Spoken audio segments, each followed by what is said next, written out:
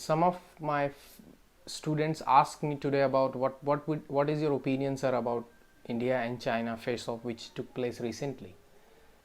I'm not an expert about it, and I am a very simple man to even comment about it.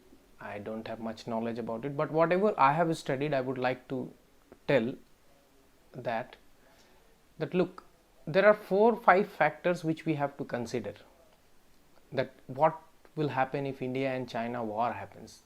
I don't think so it will happen, because both the countries are very mature and great countries, so they would not go to that extent. But if it happens, then what will happen? So generally, if you compare Indian army and Chinese army, you will find that the Chinese army is bigger than Indian army.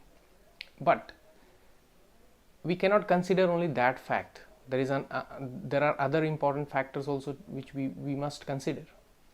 Now we have to understand that if India and China war takes place, then what will happen?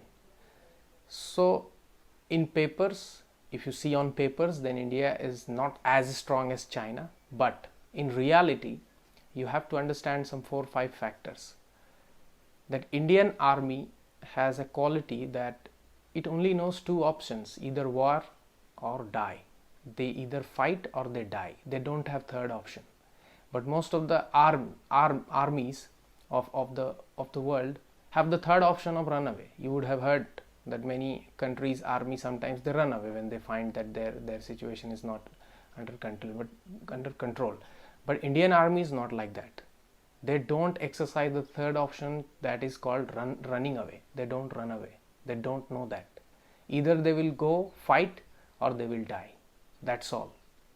So if war happens, then India has around 13 to 14 lakh soldiers, and they all will be ready to fight, and to the extent that they lose their life. Okay, and they are not going to lose their life simply. They are brave enough to kill someone else also. So it's not so easy that they will immediately die or something will happen. So I don't think so that is going to happen, and no country would try to go to that extent, because Indian army is considered as one of the bravest and the most professional army. What I have studied about the things, according to that I am trying to tell you.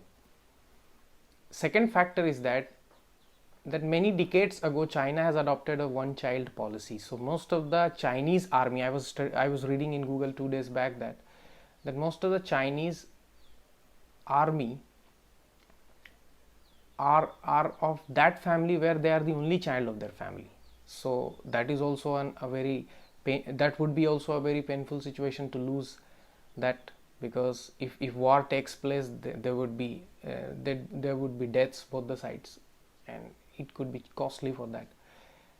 Third factor which we must consider is that Indian army has a lot of combat experience. They have lot of combat experience because they keep on fighting. They always fight, sometimes in Pakistan border, sometimes with terrorists. So their life is not so simple like they are simply staying peacefully for a very long time. It never happens. They are having a lot of combat experience, so that is another advantage for India.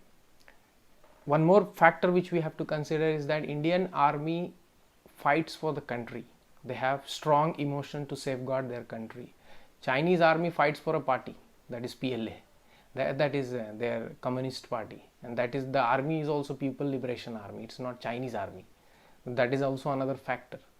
And last factor, which I think is the most important factor, is that this time the political leadership is very different, because Prime Minister Modi is a very different kind of person. You cannot doubt his patriotism.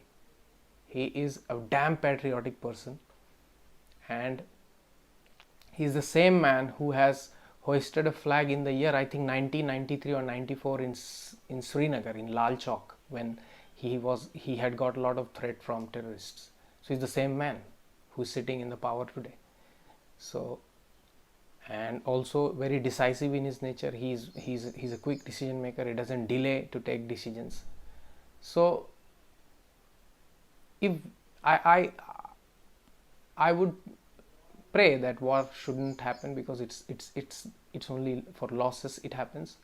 But if it happens, then then China will also have China will also, you know, overcome a lot of misconceptions which it has now. I hope so that the situation will come under normalcy in very few days. Let's hope for the best.